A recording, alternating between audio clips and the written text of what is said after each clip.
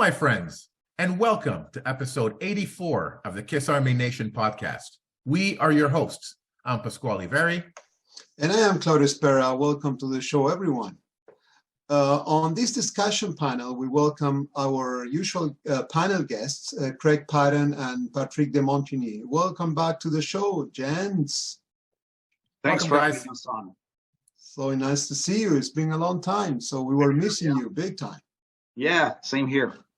Nice to be back. Last time we saw you guys, it was before the cruise. That's right. Yeah. Yes, sir. Yes, sir. Hey, look, before we embark into a fun and unique journey as we normally do, please let me ask you just a quick question. Other than Kiss, what music have you been spinning lately? Craig? Well, just in honor of the Rock and Roll Hall of Fame inductees, I was listening to a lot of Judas Priest.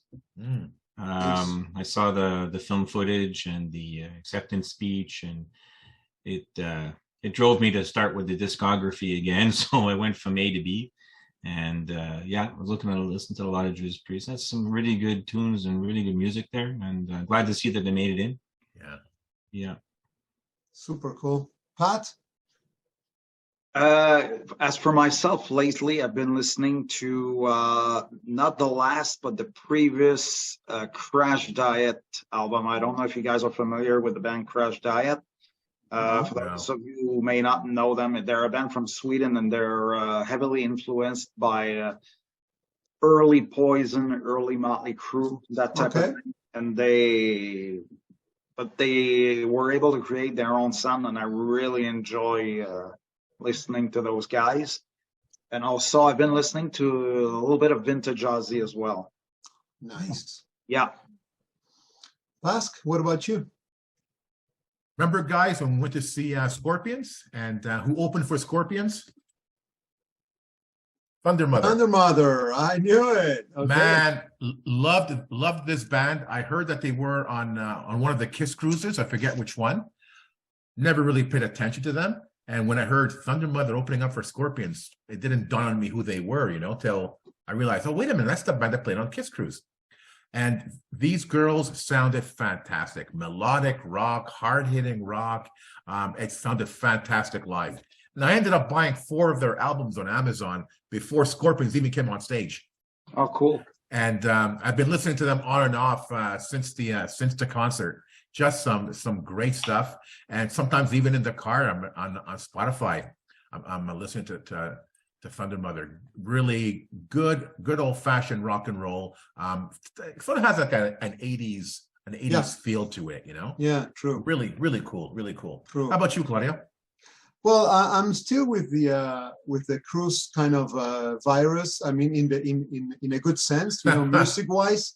I went back to the 80s. I've been listening to a lot of Skid Row and Poison too. I don't know, seeing Sebastian on the boat, gave me good memories. So I came back with Skid Row, and also it's some kind of Kiss related, but I kind of went back to listen to a lot of Union.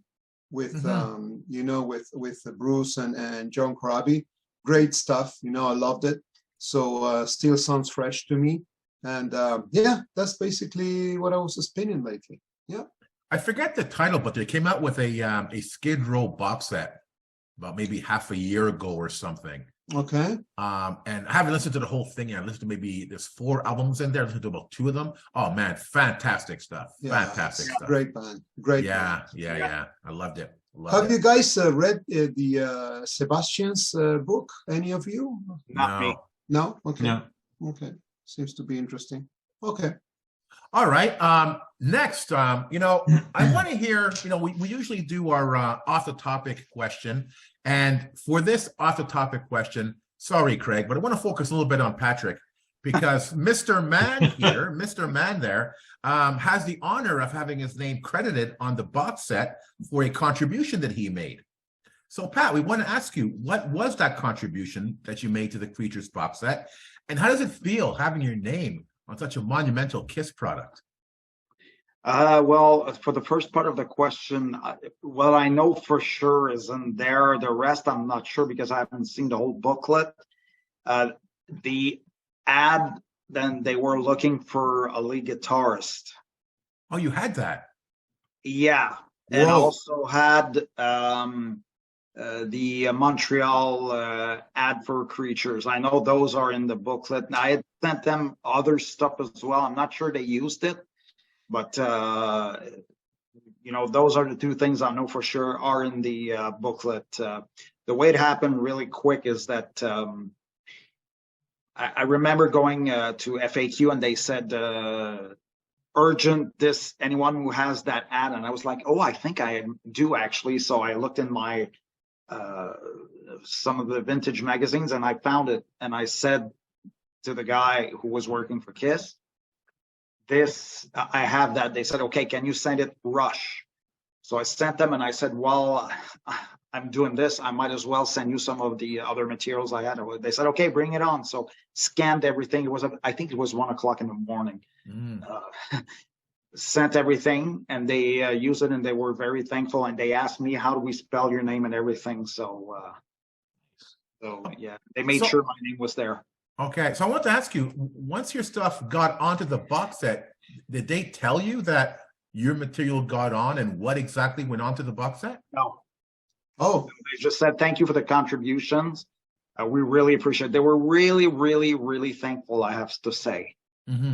Extremely thankful. So this is the people who were putting together the box set? Who were working for the box set, yes. So that was really cool. And, but like I said, I happened to go and check out on KISS FAQ. If I hadn't done that, none of this would have happened. Okay. So the only way you knew that something went onto the box set was that your name's on the booklet. Well, no, I knew they were going to use it, and they told me, we got to make sure your name's in there, but I didn't take it for granted. Oh, okay. Okay. They say this, and I know they mean it, but stuff happens in that business where, they decide to not use the material, so my name could not be there. It's, I thought when I see it, what will be, will be. Right. That was all, and I was glad, and I was like, wow, I don't have it in my hands right now, but somebody sent me a photo of it. Okay. So cool. Super cool. Yeah. And what Pascal, I'm interested to know, the second part of the question. So how does it feel for a guy like you who has actually been so involved, running events, doing a lot of stuff, that you're part of this, so cool product? Yeah. It was cool in a sense that I felt I contributed to something. My name is there, and it's nice, and I'm so grateful for it. But I'm glad that I was able to share that stuff with fellow fans. To say, I believe if they hadn't used those, I would have been like, yeah, the box set is cool, but there's also this that's missing. I was glad to contribute something for all the fans to enjoy. That was amazing. So that's how I feel about it. And I'm like, okay, I'm glad now major KISS fans like us can have access to that. That was my super cool. Yeah, I was very happy. Hey, Pat, let me ask you one more thing before we get into the episode. But I know that you're a huge fan of that era, for creatures. Right. Does it make it even more special that you're part of the creatures box set? Oh yeah, because it was the first show I had seen. You're right. That does hold a special place in my heart for sure. It brings me back to when I was 13 and I was so green to the whole thing. So there's kind of a nostalgia feel to it. But also, I mean, KISS was doing better in terms of their focus, and we all know that. And so it was cool. Yeah, it's like a time machine. And your name is on the Creatures box set, man. That's cool. That's so cool. And again, I'm super thankful. I mean, it's cool because, like I said, you share it with fans, and it's like, I'm glad not only my eyes will see this, but at large, it's because I appreciate when other collectors have stuff like that they share. I'm always so thankful, and I thought, well, now it's my turn to contribute, to share. You know, Beautiful. I don't want to keep it all to myself. So that was the approach I had with that. Nice. Beautiful. Congratulations, man. Congratulations. Well deserved. Nice. Well Yeah. deserved. Yeah. Yeah. Awesome. Okay, you guys ready to jump into the nitty-gritty episode today? Yeah. This should be interesting. Okay, as you know, so in previous episodes, we gave our opinion on different topics. So we even played the top 5 game, which was a lot of fun. On this episode, we go back to history and we try to identify how we were able to acknowledge and digest some of the most controversial statements that the band gave their fans and the media during its long history.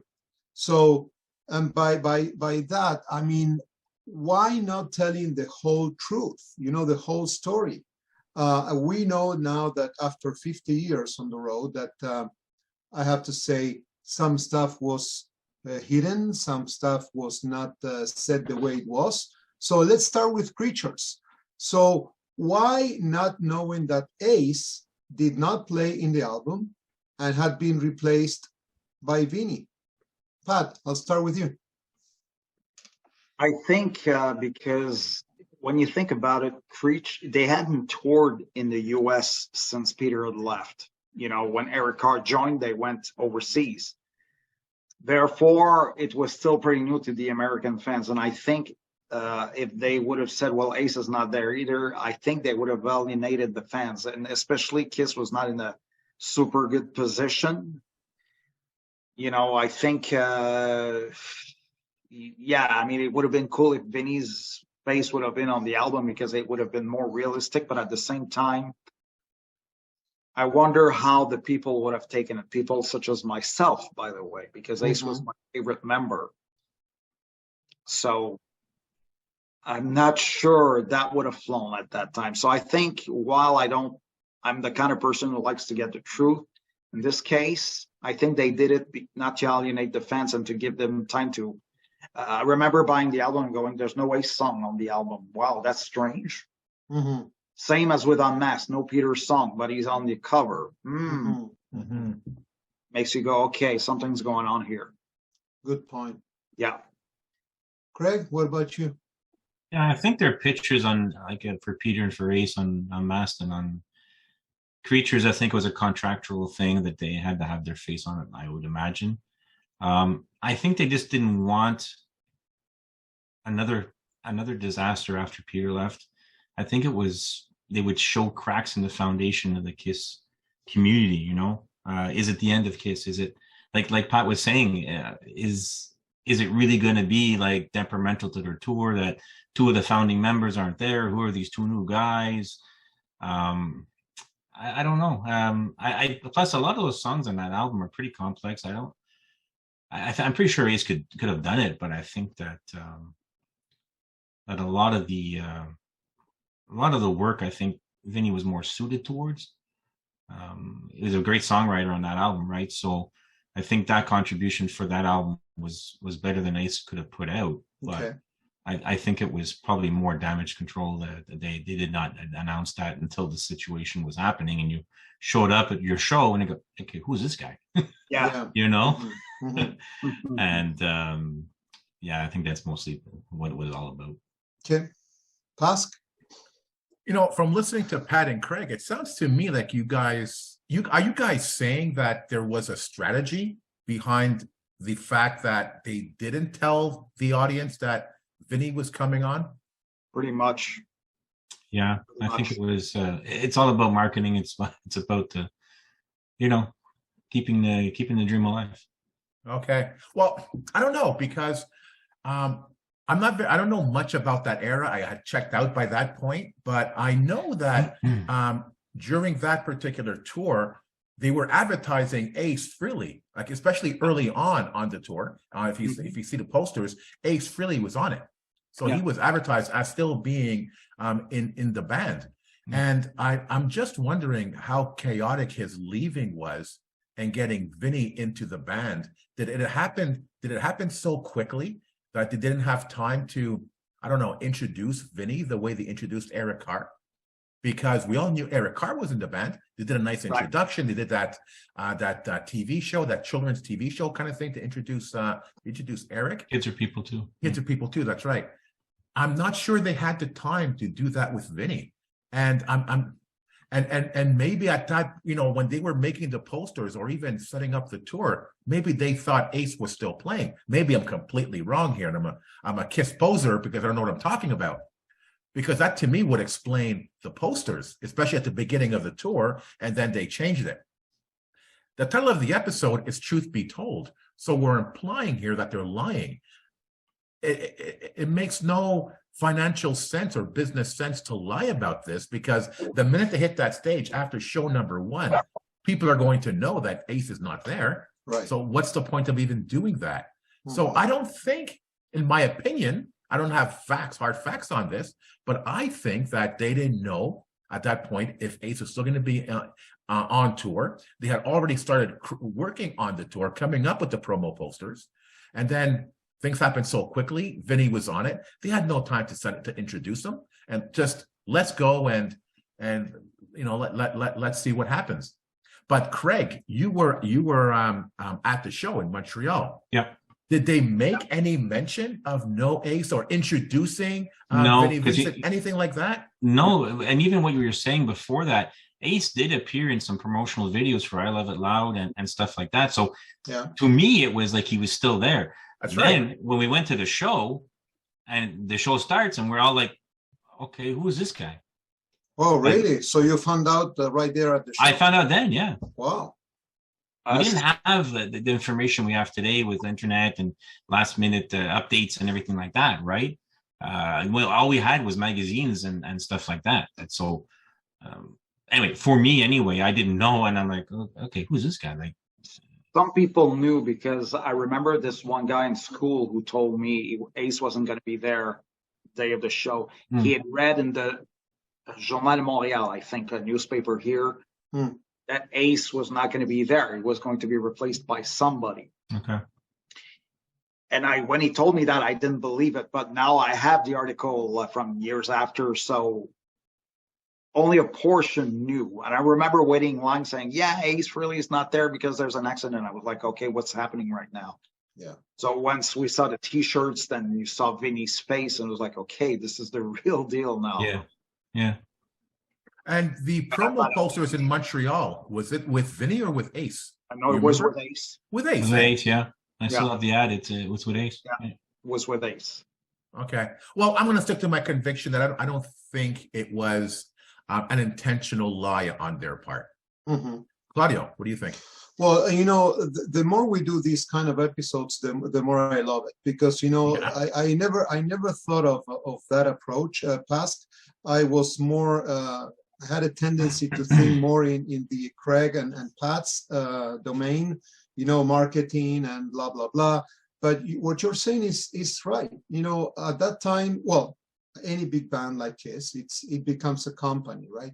And in companies, sometimes you have to take decisions so fast that you don't even actually consider what the impact is going to be in the short term. And maybe these guys, they had already set up the tour and everything recording, and they had to jump on Vinny. And even if Ace was part of all the marketing material, they needed to do it. This is very interesting.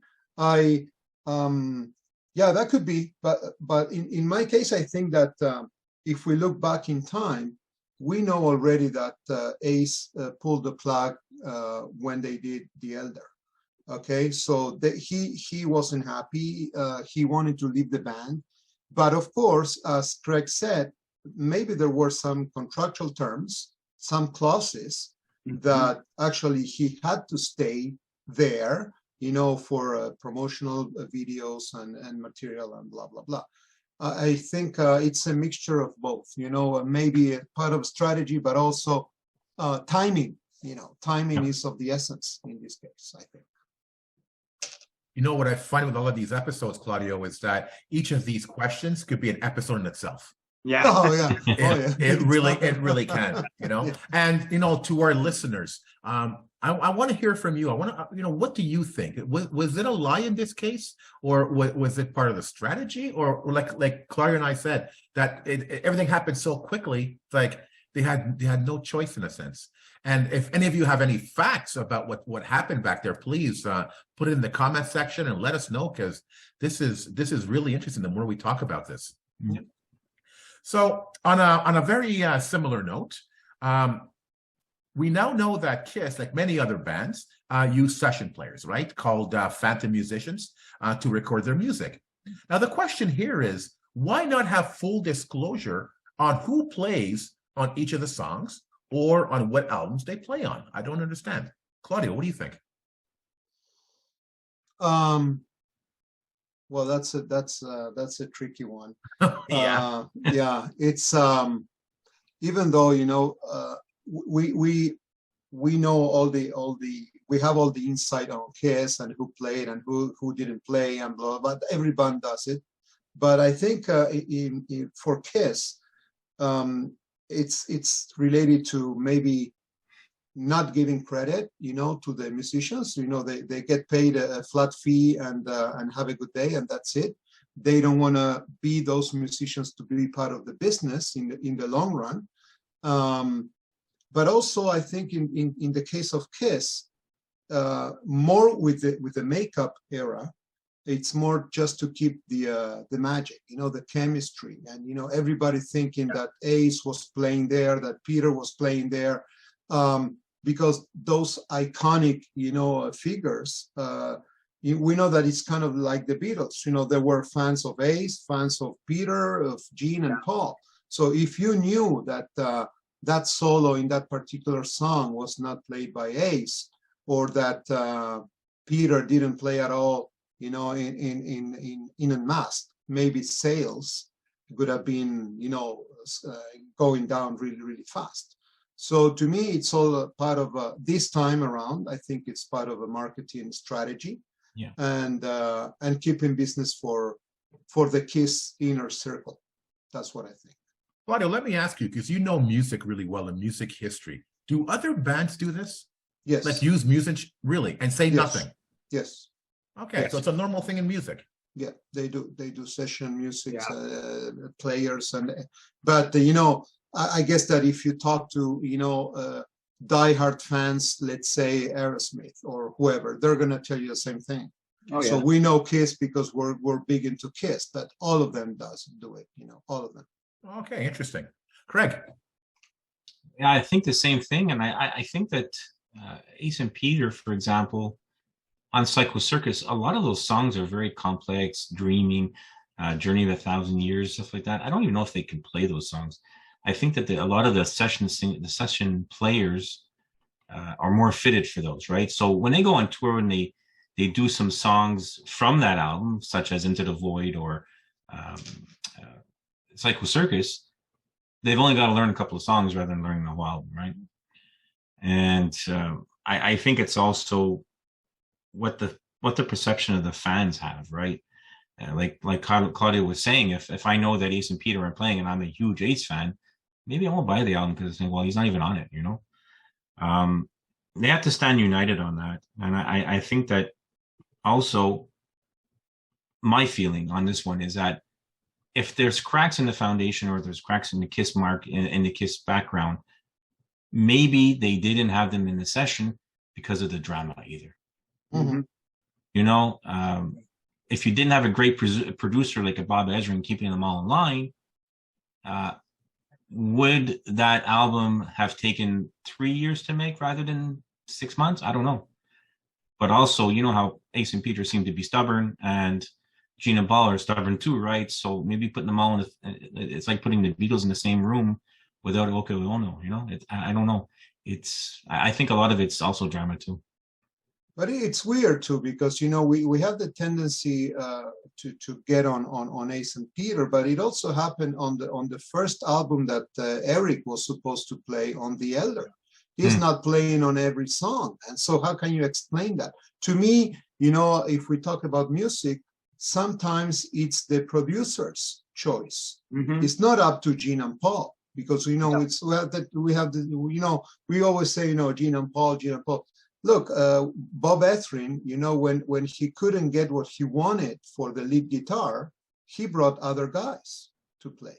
No, that's You a know, great point. I mean, on the Elder, there's a lot of tracks that Ace put down, and they're not even on the album. if they Right, don't get yeah. the sound that they want, they're Yeah. just going to bring other musicians, you know. Yeah, it's a great point. Hmm.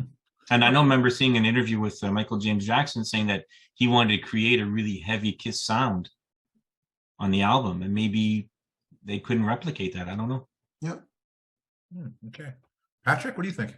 Yeah, I think the ghost musician thing is a thing that is popular in music business for all the reasons you guys said. And also I can give a quick example, non-Kiss. I remember Bill Wyman saying that he was asked, I think, why one of the songs, I think it's Sympathy for the Devil, doesn't matter which Stones song. He said, well, one day I said, I'm not coming to the studio. My son is sick, so I'm going to skip today, but I'll do my bass parts tomorrow. And when he showed up the next day, said something along the lines of Keith Richards. I'm not sure if that's Keith or saying, oh, it's okay, your bass parts were done. Sometimes also they have limited time in the studio, and if one of the musicians, for whatever valid reason, doesn't show up, the meter is still running. Mhm. That could be another reason why sometimes, like, okay, well, we got to record now, not tomorrow. So, Yeah. you know, I remember Mark St. John saying when I had the KISS convention that he worked with Gene and Paul separately because to save time, you know, instead of them being all together. And we know Gene was partly there for Animalize. So you have different situations why sometimes, you know, a musician is not on the song. It's very common. I don't approve it, but it's common. Yeah. Husk? I don't know. I understand that this is the music business, but if you look at it from an ethical point of view, this makes no sense, and in my opinion, it's completely wrong. Because if they're saying that Kiss is playing on an album, it should be Kiss playing on an album, right? Because again, like the previous question with Ace playing on Creatures and Vinny shows up, we're gonna know right away in the first show that it's not Ace. Yeah. The minute you hear the album, you know, diehards are gonna know, hey, wait a minute, that's not Peter. Yeah. That's not Ace, you know, or that's not Gene, or, you know, whatever. And so why not credit the session players on an album, right? Because in my opinion, it just gives someone, not to bash Peter and Ace, but someone like Peter and Ace to go, you know what? I don't have to do this. Someone will take my place, and I'm gonna get the credit for it anyway because I'm Peter Criss or I'm Ace Frehley, right? And the same thing with Gene in the 80s. Gene wasn't there in the 80s. He put himself as what, co-producers of an album? He co-produced what? He co-produced nothing. Paul did all the work. And he's getting half the credit because he's Gene Simmons? No. No, absolutely not. And I'm sorry, fans should know this. And you know, out of respect for Paul, who did all that work and kept Kiss alive in the 80s. Oh, yeah. Fans should know it's Paul that did this. And if fans knew of what Gene did, maybe Gene wouldn't do that. And maybe Gene would step up. And same thing with Ace and Peter. Maybe they would step up if they were told, hey, listen, you're not playing, we'll get somebody else to play. And they're going to be credited, as they should be credited. Yeah. Of course. And let's be honest, you know, looking back now, we know every song where they played on an album, where they didn't play. And as a fan today, does it really matter to you? And would it have mattered then if you knew? I wouldn't have cared, because Claudia, you made the point of, you know, it might be the producer that does this, right? And because the producer has a particular vision of what the Kiss sound is, and whether it's with the 4 original members or session players, as long as they have that sound. Yeah, I get that. I get that. But isn't that what matters in the end to us? That sound is there. And if we find out Peter and Ace didn't play on it, okay, that sound is still there. It's still Kiss. They just didn't play it. And Bob Kulick played on that. Oh, that's cool. Or Dick Wagner played on that. Oh, that's amazing. Why not? Why not? That's my take. Yeah. Well, they do it a lot now with new albums. You'll say featuring so and so, featuring so and so Yeah. on the album. Like even Yeah. on Ace's album, I think he had some special guests in there that he dubbed in. I think it's coming full circle on that one too. I think. But is featuring a session player or someone who's a guest on the song? Yeah, that's there's more a like difference. a guest. Yeah, Yeah, that's there's a more like I a guess, guest. Yeah. Yeah. Good point. Yeah. Excellent. So let's move on the next one. So if we go back in time just for a minute, around 1979, 1980, so the idea of keeping the band together with all original members seemed to be almost impossible. Okay, so but fans were not fully aware of what was going on behind the scenes. Mhm. So why not telling the fans and the media that actually Peter had been fired? Oh my God. This is a good episode, man. I love it. Craig, on to you, but All right. Well, I think on this one, it's again damage control. They wanted to see that they were good guys, that they let Peter go for his own thing because he wanted to explore his own music and do his own thing and go back to different types of music and such like that. Because I remember seeing him on some interviews saying, I just wasn't getting enough tunes. I wanted to try my own thing and such like that. He never really said anything hugely bad that I saw on any of the interviews that he had. He just said that he wasn't getting his fair shake, right? right. And to let him go, they want to make sure that he wasn't officially fired in the media because they wanted to see he was still part of the family, right? Yeah. That opened the door for, I think even back then, I mean, they opened the door for maybe a reunion of it eventually. Who knows, right? Who knows what the future holds? But I think that was basically 100% that what it was. Okay, thank you. Pat? Yeah, I think I'm pretty much with Craig on that one in the sense that they knew by valid reason or not firing Peter, there would be a backlash. A lot of fans would have been like, oh no, it's not the same, you can't change. And even if he's replaced by a better drummer, that's not the issue here. It's like you want to keep the band intact. Now, if you add to that, well, no, Peter was fired because of this, that, negative things. Can you imagine the reaction of the people back then? Even myself as a 10-year-old king, I would have made a depression. I mean, Yeah. it wouldn't have looked good on Kiss either. I got that to you. As time went by, they started to let out a few things. I remember reading an interview with Gene, maybe like in '88, when he said, musicians are like sports people. They need discipline. Ace and Peter didn't have. That was the first time I heard Gene say something like that. It's like, whoa, okay, so maybe there were bad feelings. And then after that, it started to come out. So I think for the image and for everyone involved, I think it was a better choice to keep all the negative stuff under tight wraps. Yeah. Okay.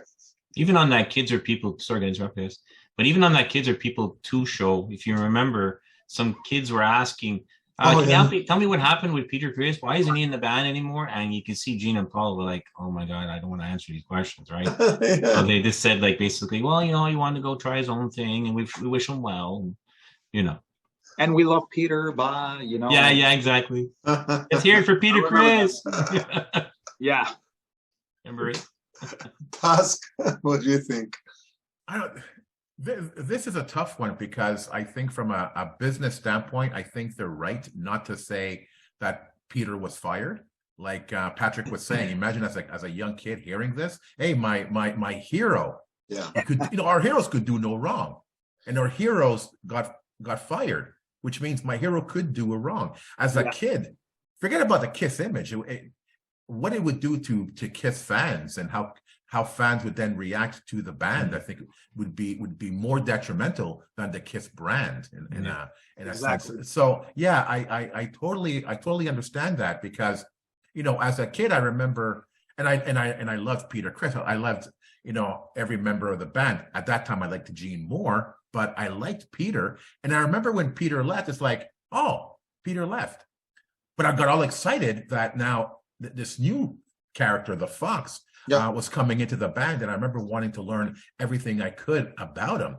Yeah. So to me, it's like, it's Kiss. And now there's something new about Kiss. There's something new for me to learn and discover about this band. So I really didn't care that Peter left the band, because now there's something new and exciting that's happening here, you know? Yeah. But again, like Pat was saying, I don't know how I'd react if I found out that he got fired, because I was at the time I was 12 years old. Kiss is a fantasy. I don't want the reality. Right. I want the fantasy. Right. Well put. Claudia? Yeah, beautiful. Well, I think that sums it up. And if we go back and we're talking about Kiss, okay, a band that puts makeup on their faces, we didn't even know who the real guys were. Yeah. So it's all about fantasy, and it's all about keeping, the band going and positiveness. Kiss was never known for being a dark band, like everything, negative and pessimistic. So you were never exposed to the guys of the band, talking, BS about the others. So they needed to keep the thing going. And but it's not coincidence that they knew. And I remember when you guys said that when they released the solo albums, that was a very strong sign that was the start of the end. I remember you said that, even with Dynasty and Unmasked. So to me, it's not a coincidence that, knowing that in North America they were kind of going down, they moved to Europe, they moved to Australia,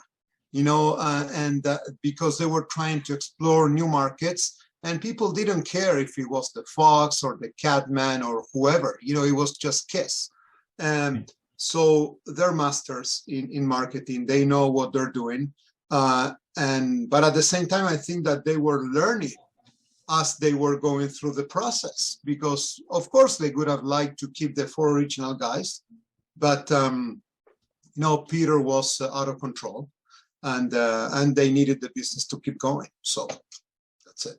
Yeah, but Claudio, think back to the late 70s. At any point in the late 70s, when you were a kid, did you have any idea that things were going bad for the band? Not at all. When they came out with the solo albums, like, oh, this is cool. Not at all. Kiss Exactly. I thought that was cool. Pretty well. Right. But looking back, it's like, okay, the solo albums was contentious. Dynasty became like the Ringling Brothers, But for me, it's like, oh man, cool costumes. I'm going to see Kiss for the first time. I see them on. It's like, I didn't see a problem. I didn't see a problem at all. And then when there was an actual obvious problem, like Unmasked, it's like, I just didn't like the album. It's not like I saw a problem in the band. I didn't like the album. And by the album, it's like, I didn't care anymore. I'm out of here. But I never thought for a second, oh, there's a problem in the band. Yeah. I'm not sure that as kids, we'd be aware of that. No, not at all. So my next question, and again, I don't want to seem like we're picking on Peter and Ace. Our listeners know that on this podcast we favor like all eras and all lineups of the band. And it just seems that a lot of the drama happens. I'm sorry, when Peter and Ace are in the band, and we were talking about session players before, and here comes Psycho Circus, and Peter and Ace are back in the band. They're coming up with a new album. And once again, we learn later on that Peter and Ace did not play on the album. And fans were upset. Now, why did the band choose to lie about that? Patrick? Probably because they knew the reunion tour was a huge success. People can say, yeah, now they're doing well. I say it's 2 different eras. I'm not saying that. I'm glad they're doing well now. Don't get me wrong, but I think the reunion was the spark that made everything great again. I think it made Kiss great again, in the sense that their popularity was back, and they were big again. We had a feeling we were back to 1977, and they said we're going to record an album. Even I was like, oh yes, we're going to get something. Now if they would have said, well, it's not the whole band playing on it, it would have. But we found out pretty quickly early on that it was not Ace and Peter. It didn't take a long time, and that, I think, to me, was the start of the band going their separate ways again. And I think they hid it as much as they could because they knew fans would be upset. But the minute they said there would be no Peter Criss composition on the album, I was like, oh, that's not good. Yeah. That's not good. Something, and only one Ace song. I'm not saying they were entitled to get half the record, but those are little things that spoke volumes. I was like, okay, there's trouble in paradise. And then they say, okay, no, it's Kevin Valentine on drums, and Ace only played one or two solos. I'm not too sure. Yeah. Like, okay, well, same old thing again. Right. Okay, Claudia? Well, if I stick to the question, I don't know, Pascal. I don't know, guys. I don't know why that happened. I can understand why we were not told the truth, because this album was supposed to be epic. The band getting back together, recreating, Destroyer and blah blah blah. But if we go deeper on the reason why they didn't play, I've read a lot of books, and and Gene and Paul, they put the blame on Bruce Fairbairn, the producer, saying that he couldn't get the sound that he wanted, blah blah blah. But there were also contractual problems. I think that when they saw towards the end of the reunion tour that things were going really really bad, getting back to the old times, to put it in a way. Maybe they didn't want to be in the same studio again, the four of them. To me, it was a huge disappointment, I have to say. I think Kiss missed a huge opportunity to get back on the first league with a good album with the four original members. But again, just to wrap up, I don't know why they were not included, and I think the message that we got, not telling us the truth, I felt cheated big time, because as Pat was saying, we knew right away that something was going on. It was not like in the 70s when you didn't know stuff. 98, 2000. Everything, was right there on the media, on the press, saying, hey, Peter is not playing, Ace is not playing. So to me, that was a big disappointment. All right, Craig? So here's the thing. So the reunion tour comes around, right? Everything is new again. Everything old became new. So it's a fantastic first part of the tour. The second part of the tour, Ace and Peter are back to their old hijinks. Not showing up, drinking, whatever the case may be.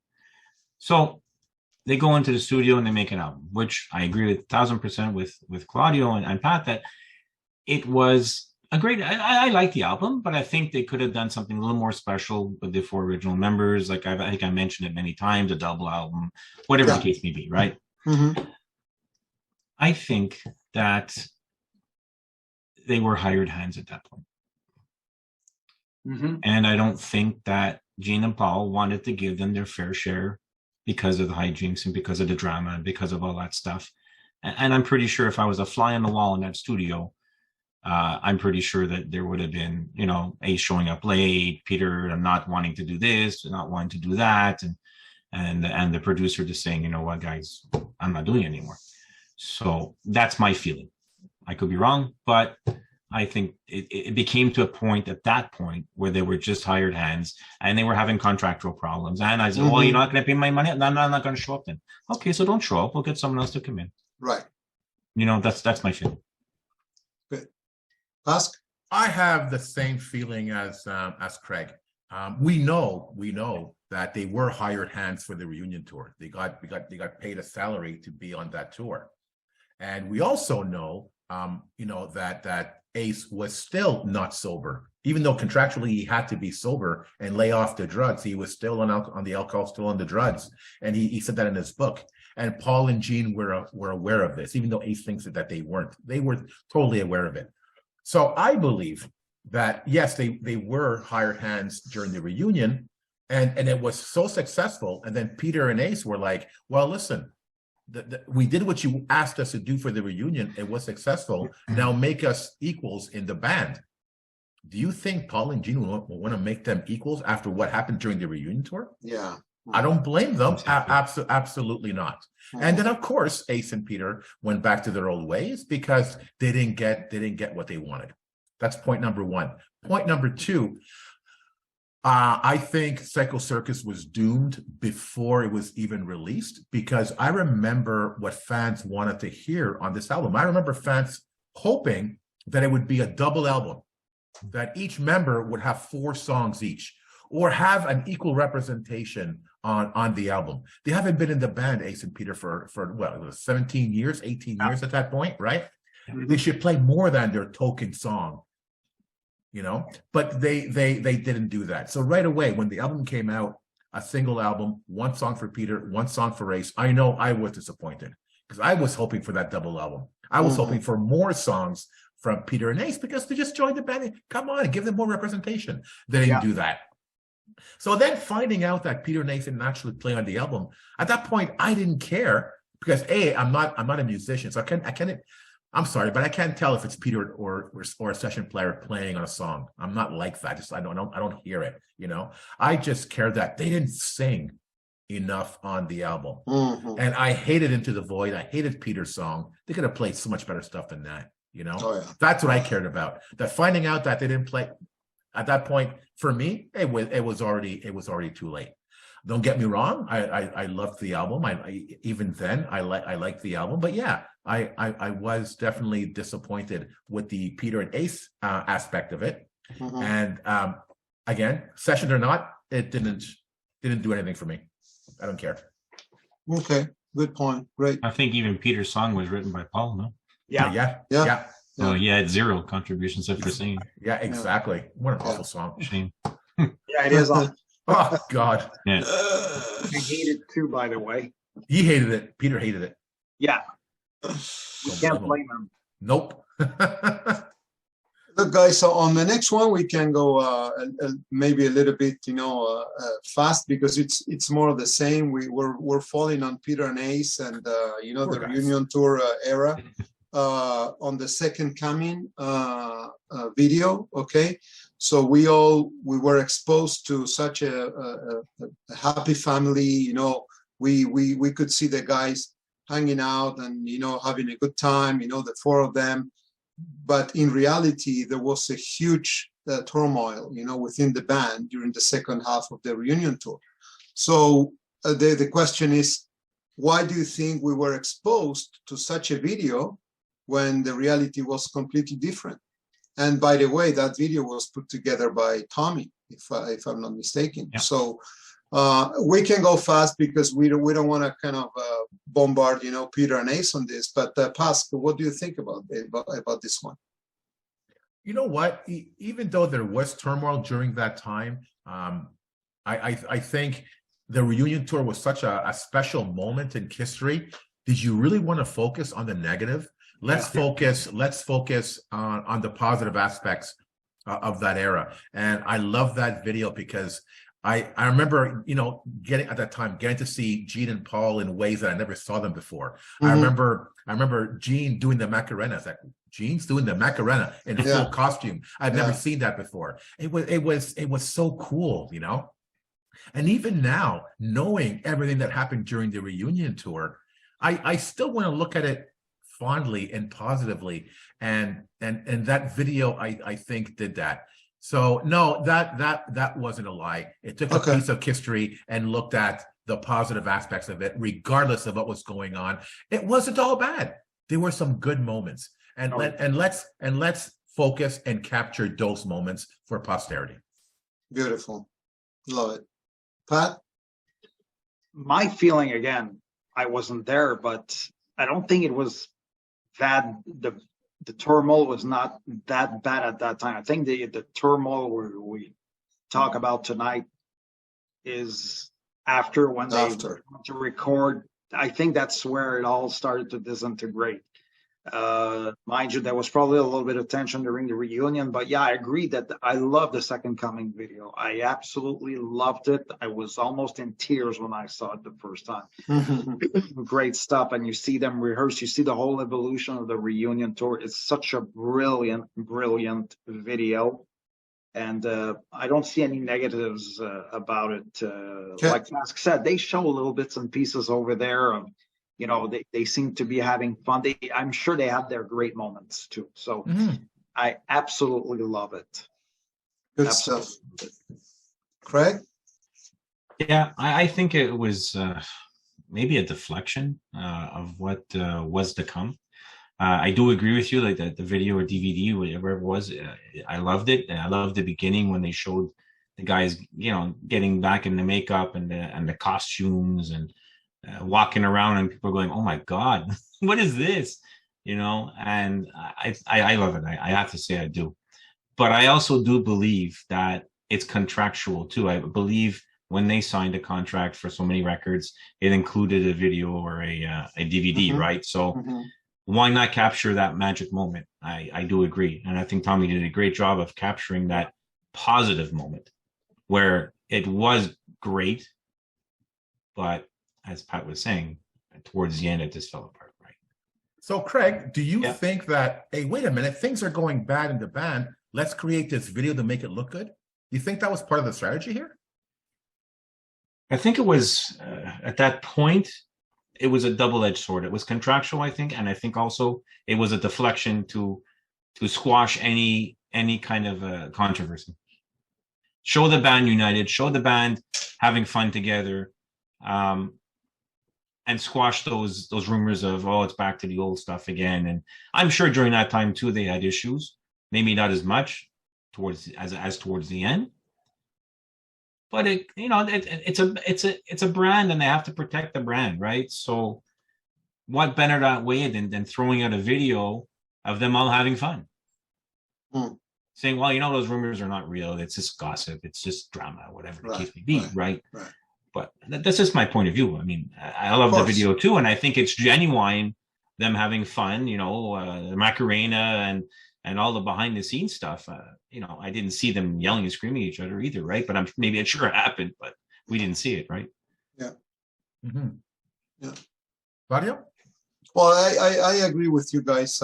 You know, past what you just said, and Pat, I'm with you guys. I love the video. At that time when it was released, you know, to me, I didn't even think if things were going bad or wrong, you know, whatever. So I just enjoyed it. And it's funny because, you know, with a band like Kiss, after so many years and after so much information, you know, going left and right, it's like, you know, giving an opinion on some news that happened yesterday, right? So then as you're going during that time, I didn't care, and maybe I didn't know that things were going really, really down, or that there was some kind of turmoil, as we said. But now, of course, you know, with everything that has been, you know, shared and talked about, you know, from Paul and Gene and videos here and there, of course, you know, we have the tendency to go back in time and try to rationalize, you know, what was happening. But at that time, you know, it's the same as question number one with Ace and Vinny. Things were moving fast, and these guys, they needed to release products. And I think at that time, the video captures the essence of what was going on. If there was some negativity, of course, they didn't want to show it. But I think it was more positive than negative at that time when the video was released. Okay. For sure. So, Claudio, this is a really good segue to the next question, because as we all know, in 2000, Kiss announced their farewell tour. Yep. And then here we are again, a second farewell tour, the end of the road. And now it sounds like almost deja vu. Now, you know, they were supposed to have ended the tour in July of 2020, and now, okay, I understand the pandemic, but now in 2022, they're still touring. And last cruise. They announced another one in 2024. They announced another 100 shows.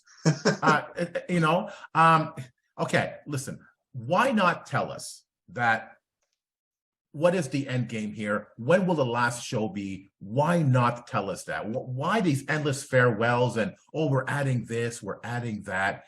Is that part of a strategy, or is it just like what Paul said? Listen, we have opportunities to continue. Let's continue, and we have no reason to stop right now. I don't know. Craig, what do you think? I just want to put it out there that I told you. Okay?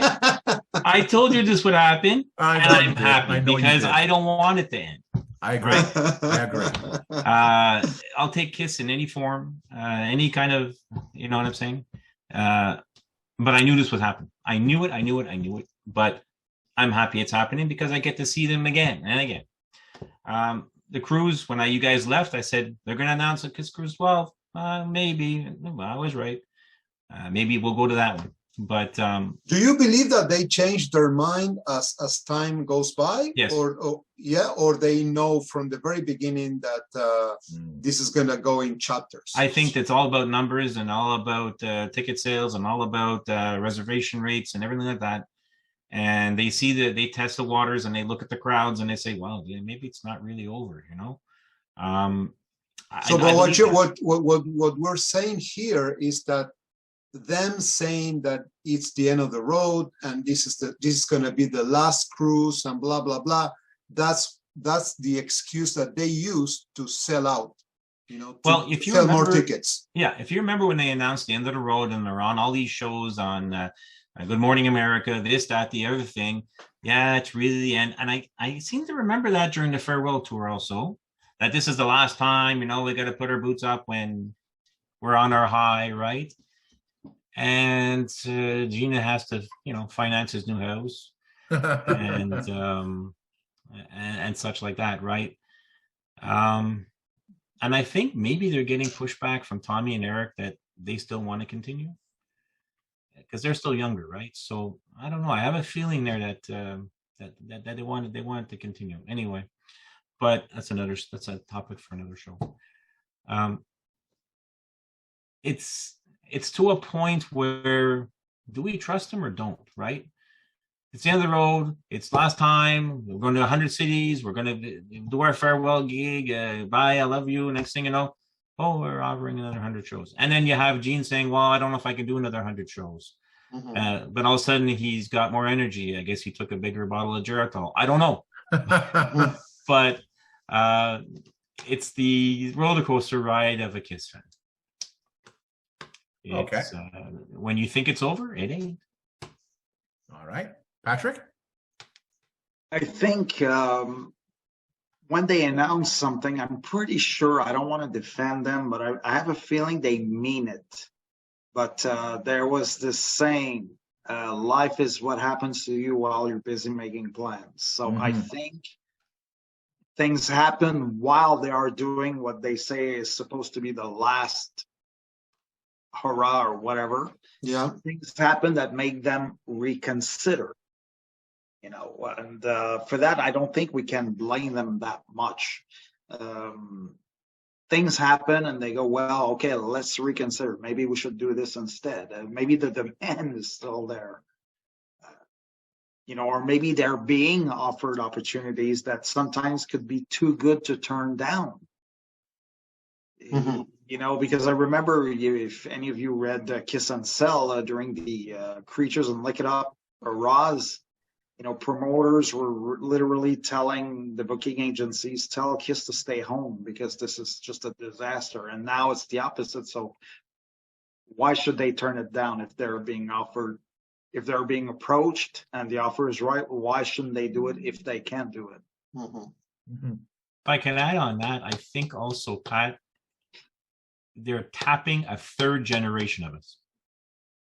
So I brought my kids to the show. They became fans.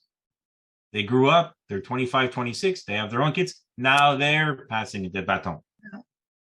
So I think also it's nostalgia, it's passing the baton to that next generation, a new wallet. A new wallet. You know, hate to say it, but it's true, right? Okay. Yeah. Claudio? Well, I'm gonna try to put a more romantic flavor to this response. You know, of course, you know, there's wallets and there's business, as we know. But let me put it this way. These guys have been doing this for 50 years. That's what they know. That's what they've been doing. That's their life. And sometimes it's hard to kind of quit and say, I cannot do this anymore. We see this with sport, stars, with musicians, with everybody. What I'm surprised is with Paul, because Paul, to me, was the one who really wanted to stop the band, with the end of the road. I didn't get that feeling with Gene. And we know that Tommy and Eric, they want to keep going. And what I think, this is the romantic flavor that I want to give to my response, is that they're having fun. And I believe that. I truly believe that, there's a business side, of course, but for them, it's not a big thing. Of course, they need to put the costumes for 2 hours and blah, blah, blah. But look, they've been doing this for many, many years. So it's not gonna hurt them. To me, they're having fun. They don't want to stop. At the same time, they're making tons of money. So then the question is, why stop, right? Now, I know, Pas, as you said, why not telling the truth? Well, because maybe they're changing plans on the go. To me, that's what it is. What do you think, Pas? Listen, I asked a question, but I don't believe for a second it was a lie. And I hate the argument that these farewell tours are a cash grab. I don't believe that for a second. I don't believe for a second that their strategy was, okay, let's have a farewell tour. It'll be so big because people think we're never coming back, but we're not going to tell them that we're coming back. I don't believe that for a second. Because in 2000, yeah, listen, it was the farewell of the Peter and Ace era. It was done. It was done. And, I remember hearing when the reunion tour happened, there was like a 5-year deal, contractual deal. Mm-hmm. And that was the end of their 5 years. So to them, it's like they didn't see a future past Peter and Ace. What could he do from here? They reached the top twice. Where are they going to go from here? So I strongly believe that they thought it was going to be the end. And then they had the symphony show. It's like, hey, wait a minute, we have an opportunity here. Ace, Peter, do you want to do this? Peter, yes. Ace, no. They waited last minute for Ace. They got Tommy. Now they got a taste of, hey, wait a minute, man. It is fantastic playing with Tommy. And then Eric Singer came back into the picture. Wow, we've never been so tight as a band. And I remember seeing them in 2004, the Rock the Nation tour. They never sounded so good. And I remember comparing that show to 98. 98 was horrendous compared to what it did in 2004. So why wouldn't the band continue again? They had a renewed life into the band. They were having fun doing it again. They realized, no, it doesn't have to end because Peter and Ace are gone. There's still a future for the band. There's still mountains to climb. And they continued for a good 20 years after that. And then listen, they're turning 70. And I honestly believe that the End of the Road tour was the end of the road. And I know people were trying to nitpick. It's the End of the Road tour, which means they're not going to be touring anymore, but Kiss will still continue as an entity. So they may play here and there. They might do a residency. Yeah, okay. I thought it was really going to be the end of the tour. And they had an end date. They had a place and a time to end it. And then COVID happened.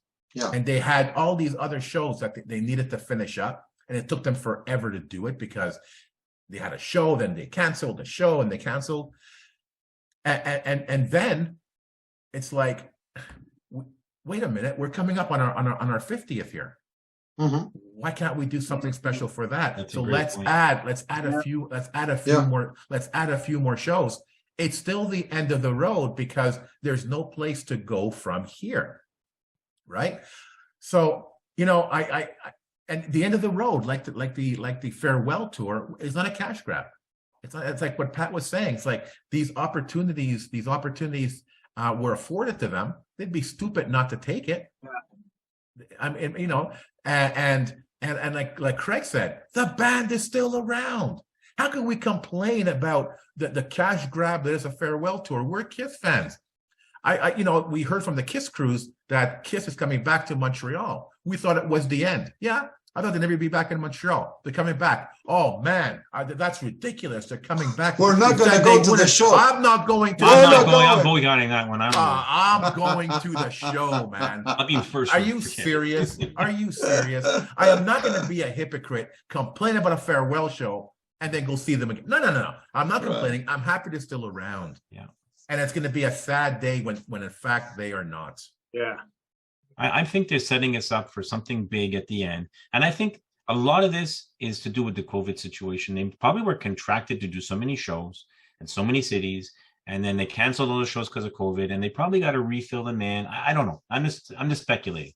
The only thing I'm worried about, guys, is that if they go too far and Paul's voice is really bad and they got caught lip syncing and this, that, and the other thing, is it going to be an embarrassment?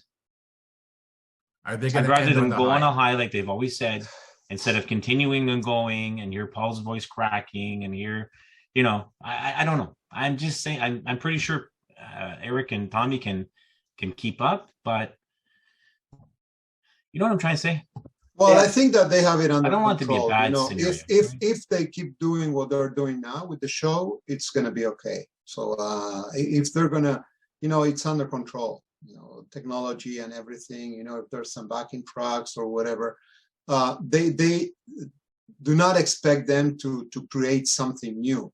I don't think that in 2023 they will come up with a new set list or anything like that. They will keep doing what they're doing, and it works. It shows that it works.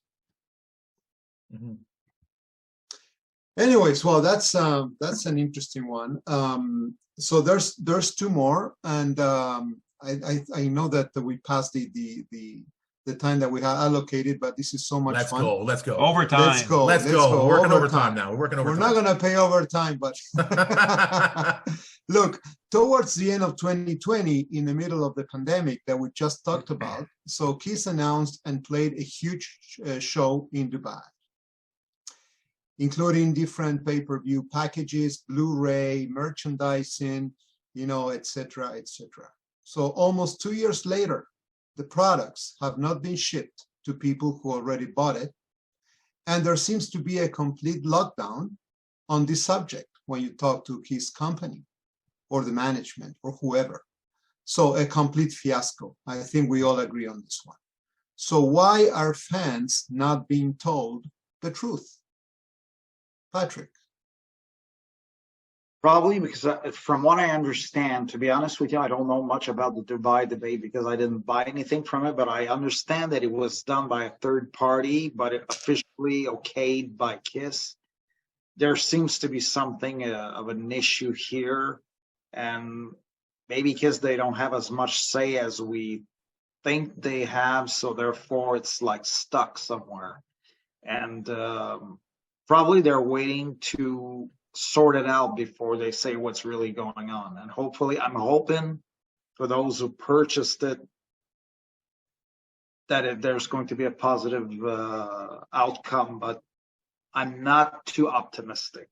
Okay. Why? There's all kinds of reasons. Probably the third party, they invested too much, and it's probably like a money issue or something. They bit off more than they can chew. I mean, okay, anything is possible. There seems to be a really big issue because this has been dragging for way too long. Well, I think that's part of the problem, that there's no information, so we're all guessing, I guess, and that's a tough one. Craig, what do you think? I'm with Pat. I didn't buy anything from this this part of this the discography, whatever you want to call it. I really don't know. I'm at a quandary why, and I'm at a quandary why nothing's being done about it. I did see that Doc did some kind of an answer on the cruise. Yeah. Although it was very wishy-washy. Well, it was, look, if you can't produce what you have, give refunds. Yeah. Offer some other products. I don't know. Right. But there's something else. I thought in the beginning that they're holding it back because they're going to put it in history or something like that and give those guys who bought that a bigger version of something. I don't know. I mean, I thought it was something like that because there's still that Detroit throat flying around. That was a closing of Cobo Hall, which we have never seen, right? So I thought maybe they would throw that all into a history or whatever, that infamous number 4 that I always keep talking about. But I feel bad for people who bought this stuff because they're not getting answers. Let's ask Pask. Let's ask Pasky. He's one of them. Kiss's wallet, and we'll ask him. Yeah, I bought the $250 package, and that $250 US was close to 400 Canadian. Okay. Now what I'm about to say, I think is partly or mostly influenced from what I heard on the KISS FAQ podcast and Three Sides of the Coin. A lot of those podcasts and other podcasts were talking immensely. Podcast Rock City about this, and in a lot of our questions on this episode, you could argue that's not necessarily a lie, but this one, it's a downright lie from everybody involved, including the band, including Doc, including the company that's involved with this Dubai production. Because, again, I'm being influenced by what I heard in these other podcasts. But,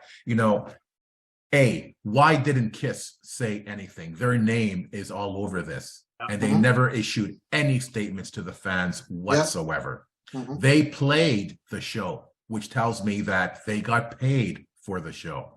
They're done. Now, how much of the marketing of the merch are they involved in? I'm not so sure it's a lot. It's much. Gene tends to say he's a genius in marketing and stuff. I'm not. No, I don't. I'm not so sure that they were that heavily involved in this. I think there were other parties involved with the Dubai company in terms of the merch, and it's this Dubai company that took care of all of that. And for them to blame KISS about rights and waiting for okays to release things, I think is a bunch of BS, because that company now has disappeared. Yeah. So there was some financial issues with that band, with that company to begin with. So this whole thing about them blaming KISS is a complete lie. And third, Doc being asked a question on the cruise and reassuring us that things are being done. There's litigation out there, and we might not necessarily know everything right now because it's still in litigation. They can't tell us everything. I get the legal aspect of it, but my question is, and again, I'm being influenced by what I heard in these other podcasts. Why is Doc telling this now? Because he happened to be cornered on the cruise. And this is a quote from the podcast. He was cornered on the cruise and asked about it. He has to respond. Why now? Why didn't he respond a year ago? Why not keep fans up to date? It's like, we're doing something. We reassure you we're doing something. We're in litigation. Something is going to come from this. Just throw us a nugget. No, it was crickets. We heard nothing. We heard nothing. And we still hear nothing from the band. Yeah. And we're never going to get anything from this. You know that. The company closed down, and we're not going to see a dime. We're not going to see any merch from this whatsoever. Is my take. Well, if that's the case, then there's a this is bad, man, because I know that they'd be using all kinds of excuses, saying that something was going to be released in as a movie, and then once that's released, then they're going to start shipping the stuff and blah blah blah. But you can tell that all of those excuses, it's a bunch of BS, as you said before. But I didn't buy anything. I just bought the show during that day, but no merch or anything. But it's funny because, this is not the first time that KISS is using a different company to run the merch business. But when they use, another company to run that kind of business and everything goes well, they take the credit. They say, this is KISS, we know how to do things and blah, blah, blah. When things go wrong, then they start, throwing stones to the other company, saying, well, we're not involved, blah, blah, blah, blah, blah, blah. So I don't have a clear answer for this. To me, it's mind-blowing that a band like KISS is doing this to the fans. But what's more concerning to me, Pask, is that for a guy like you or many others who bought the stuff, you think really that there's no way out? So you think that the definitely fans will lose their money? Yeah. Wow. Listen, I trust fans. It's stupid, but I trust fans because they happen to be Kiss fans. And we, as you know, a lot of Kiss fans sell products as well. And I have bought stuff from other fans, just private dealings, you know? Yeah. And most of the time it went well. There were a couple of occasions where I got ripped off. Okay. And I never saw the product. I never saw the money. It's like, okay, it's lost. Mhm. This is no different. This is no different. But this is coming from the band. Yes. Now, you said, this is really bad, right? And I quote, this is really bad. Now, answer me this. What exactly is bad? Because for all of us who paid $250 or $1,000 on a Kiss product that we never got, how many of us continue to buy Kiss stuff from Kiss Online, considering all the issues they had with shipping and all of that? And we still did it. We bought the story box set. We bought the colored vinyl. We bought the creatures. We don't stop, and they know it. They know it. Most of the time, things go well, and if it doesn't, it happens. And we're going to continue to buy, and the band knows it. There's nothing bad about this from their eyes, because Kiss fans will continue to buy no matter what. Because we took a chance. Because this. Oh, it would have been awesome if we got this 2020 Dubai stuff back in 2020. Now, I wouldn't care. But then it would have been so cool. There's no way I could not purchase that. So in my mind, it's like, yeah, I got ripped off, but I had to do it. I had to do it. Well, that's part of that's a tricky thing, because we're big fans, and we have the tendency to buy everything that is released. But if I take it, separate from all the fandom and all the collection stuff that we all have.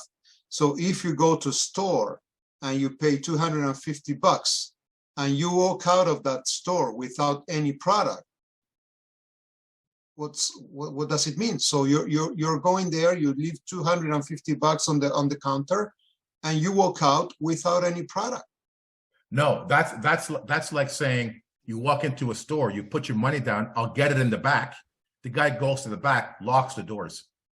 You can't get through. You're locked out. You're locked out. This is the same thing. Okay. I remember I did a gym membership downtown years ago. I paid my 6 months, and then I paid my second 6 months. Within weeks, the company closed down. We went there, literally, like everything's closed, shut down. Okay. There's nobody to contact. No one to see. We lost the money. Unbelievable. We lost the money. That's just the reality, and it happens more often than not. And now we're going to say, oh well, this happened because of Dubai. Then I'm not going to buy the box set. I can't not buy the box set. No. God, it's I don't think that those things go together. To me, what I think is that if they had an issue with the other company or whatever, they should reimburse fans for the Dubai stuff. You didn't get it. Here's the money. That's it. I agree. I obviously agree, and I think if that happened with Kiss Online, because that money goes directly to Kiss, that's different. But this is a third company. No. I don't think there's anything. I don't think there's anything they could do about it. Okay. Even with litigation, there's nothing they can do about it. That money's gone. That money's gone. Those products were never developed. There's nothing out there. It doesn't exist. Mm-hmm. We're not seeing a penny, and we're not seeing anything. And if you think we're going to see, like, oh, we're going to compensate you, you're going to get this instead or that instead, or even a credit on Kiss Online, I'd be happy with a credit on Kiss Online. I know. Yeah, for sure. We're not gonna see that, because Kiss Online and this company are two different entities. Okay. We're not gonna see that. Never gonna happen. Okay. Never gonna happen. Well, I hope for you do, but not gonna happen. I tend to agree. Yeah. Okay, so hey, I don't want to get negative on this podcast. Come on, come on. Okay. One final question to wrap up this episode, and it's really about the moment that we were all waiting for, right? That that final show. Not And- Craig. Craig, he wants the band to keep going. He doesn't want to. Exactly. Yeah, but Craig doesn't have to go to the final show because he's going to hope that won't be the final show, and there's That's and right. there's going There's to gonna be more you know, coming. you know. But this is what we're waiting for, and there's so much speculation about when the show is going to happen, where it's going to happen, is Ace and Peter going to be there, how are they going to make it special? And I guess the question is, why can't fans be privy to the information in terms of there must be some kind of strategy, some kind of end game, some kind of final show. They must have an idea. Why can't they give us an idea of what is happening? Give us something to expect. Why do you think there's such a big mystery behind this final show? I'll start with Craig because Craig thinks it won't happen. Craig. I think that they've been giving tidbits for a while now during Gene's vault things, getting there with Peter, getting it better with Ace, things being thrown out there, statements saying from Gene or Paul, yeah, I don't mind if he comes up for a couple of songs or whatever, testing the waters, see how people react. Same thing with Ace replying, saying, you know, all I have to do is ask, and we know what it's about. It's all about money, right? So whatever their price may be, you give them what they want, they'll be there. Whether it'll be in makeup, that's another story, right? So I think there will be something special. I'm hoping there will be something special to end it finally. Like my dream would be the original four getting up there and doing an encore or something, much like Unplugged, right? With makeup or without? With. Yeah, because I think they're too ugly now to go upstage without it. But... Ouch. And yeah, that's my feeling on it. I think they are doing it, and I think that they throw out these little, you know, just testing the water kind of thing and seeing what other people react to. And but you think that the plan is already in place, so they know what they're doing and everything is firm? Before they announced 100 shows, I think there was a plan in place. I think there was Madison Square Garden, a couple of nights, whatever. Okay. But I think that the whole COVID thing and then this re-announcement of another 100 shows kind of like put that on the back burner and delayed it. I think it's still going to happen, but I hope and I wish it does. But who knows, right? It could be another Dubai. Okay, Patrick.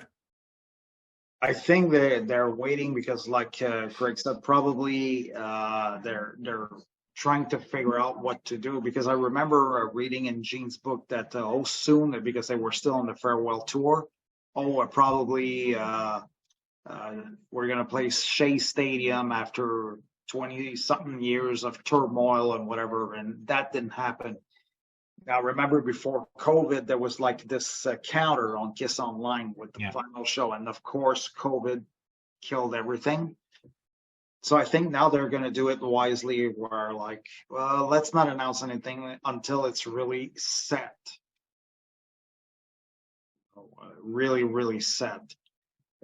Sometimes announcing something prematurely can be a little tricky. On a side note, Black Sabbath, when they announced the reunion with all four, including Bill Ward, they do a press conference. They didn't even have a contract signed with Bill Ward. And you know how that turned out. So I think they want to avoid something like that. Let's wait until everything is set. Or maybe they're waiting, you know, not for COVID 2.0. I mean, you know, or 3.0 or 4.0 for that matter. But could be. They get a handle on it, right? So I don't know. Yeah. Okay. Yeah, good point. Claudio?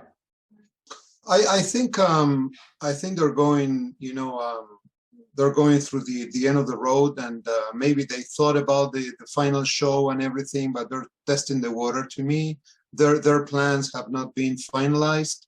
Yeah. I think that there's going to be some negotiation going on with Peter and Ace.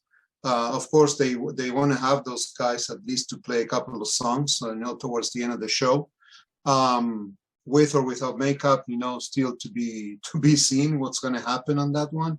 But I think they're more interested in trying to book more dates for the tour today than the final show. And to me, maybe sometimes I think that we think and we want to believe that this is going to be huge, that it's going to be really, really something special. I'm wondering if they think the same way. If Paul and Gene and Doc, they really are preparing something spectacular, having Bruce as an opening band. I'm just throwing examples here, having Ace and Peter and blah, blah, blah. I'm wondering sometimes if for them, if you have to believe what they say, that this is Kiss now, and this is better than ever, maybe they just want to wrap it up the way it is now and end of the story. That's it. Maybe Madison Square Garden, maybe 4 or 5 shows, but nothing, all this drama of getting all the, the past members and all of that. That's more us. That's more the fans who wants to see that. I don't know if the band, management, if it's too complicated, ain't going to happen. So if Peter and Ace, let's say, they're firm with their, requests and cachet and aspirations, ain't going to happen. So again, just to wrap up, Pascal, on your question, why we're not exposed to why such a big mystery? Because it's maybe they don't know yet. They don't know what they're going to do. Do we invite Vinny so he won't show up? Who knows? Ask, what do you think? Okay, listen. The question is, why such a big mystery? There is no mystery. There is no mystery. I strongly believe that when they announced the original date back in July 2020, that was the final date. Okay. And then COVID happened and messed everything up. And then they had one opportunity after another. The only reason they don't have an end date now is because they don't know what's going to happen. They really don't know. And Pat, it makes sense what you're saying. Let's not be premature and announce something and make a promise that we can't make. I'm not even sure that they're thinking that far ahead. I think they're not saying that they have no idea. I think they have no idea. Now, remember, was it a week ago they had that the big awesome announcement that's coming up tomorrow, right? Yeah. Wow, right? And I got, it's like I got caught up in that too on the Kiss Army Nation page. It's like, oh my God, guys, what could it possibly be? Mm-hmm. And I loved all the answers. Do you know what this final show is? It was that flash sale. That's what this final show is going to be. I think if you look at the pattern, even of what we talked about on this episode, if you look at the pattern in the band, and Claudio, you said it as well. Things happen so quickly that they don't have time to think. They just have to put the product out. They have to do the show. They have to end it. I think they're going to get to a point now. It's like, okay, this has to happen. It's going to be at this location on this date. We're doing the show. It's going to be one last Kiss show, not with Peter and Ace. And by the way, Craig, this is my prediction. It's not going to be something special. They're not going to have Peter and Ace. They're not going to have Bruce Kulick open. They're not going to have Vinnie Vincent. Hey, I'm here. None of that. None of that. It's going to be Paul, Gene, Tommy, and Eric. Their final show. That's it. Curtain closes. That's what I predict. Wow. Okay. That's long pause. Long pause. Your crystal ball is clearer than mine, maybe. Yeah, so it's that's really interesting. Well, it's a crystal ball. Who knows what's going to happen? But if we take as an example what happened during the induction on the Rock and Roll Hall of Fame, okay? So we wanted to see those guys at least to play one song, and it didn't happen. It didn't happen. So Gene and Paul, they stuck with Eric and Tommy, and they say no. And maybe that's going to happen for the final show too. So who knows? Yeah. Who knows? Oh, and I so respect that they did that. They stuck with Tommy and Eric for the Hall of Fame. I really respect that. Yeah. I would have hated that they put them on the sidelines again and had Peter and Ace up there. Absolutely not. Not for me, man. No way. Yeah. No way. Yeah. Well, that makes it up, for guys, wraps it up for the episode. Was a lot of fun. This is we could keep going forever on this one. Again, Craig and Pat and Pascal, of course, thank you for such a wonderful time. Can't thank you enough, guys. This has been great. Good discussions, different points of view. with respect, with everything. So as usual, a lot of fun. Thank you. We often discuss, upcoming topics on our discussion panel episodes, and I just want to give a shout out to Patrick. Patrick, this was your idea, and it was a fantastic one. It was such an interesting discussion, and it went a little long. Sorry to our listeners, but it was a long episode, but it was still concise. Yeah. And we can take apart each one of these questions and make a separate 1 hour long episode on this.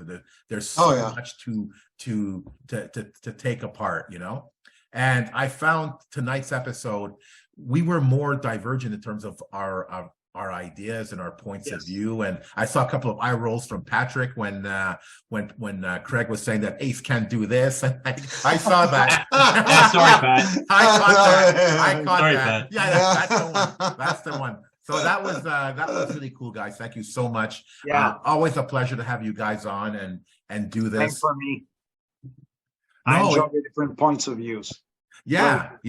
And a lot of podcasts, they do this every week. I can't imagine doing this every week without it becoming stale. So we do it at least once a month. But when we do it once a month, we have some really interesting topics. Oh, yeah. And I just come off feeling like on such a high after having these discussions with you guys. So thank you so much, guys. Thank you so much. Craig, any closing comments from you? No, like I said a million times, it's the only homework that I love. And no homework tonight. That was good. No homework tonight. No, I still got to prepare. Pat, any closing comments? Always a pleasure. Love it. Even though we sometimes have different opinions, that's what makes it interesting. If we all agreed, we'd be like, okay, well, show's over. That's right. Exactly. So, no, to me, that's what makes it appealing, and we can all do it in respect, or it's all good for me. I absolutely love it. Thank you, guys. Yeah, thank you. And I think the beauty of this podcast also is we could also take something negative, like the Dubai thing, and still keep it positive on the show. Yeah. Still have fun with it. No hard feelings. There you go. Yeah. So, guys, once again, thank you so much for being on the show. To the KISS Army, I hope you enjoyed this episode. If you want to get involved with the KISS Army Nation podcast, send us your comments, questions, or ideas to talk to me at kissarmynationpodcast.com.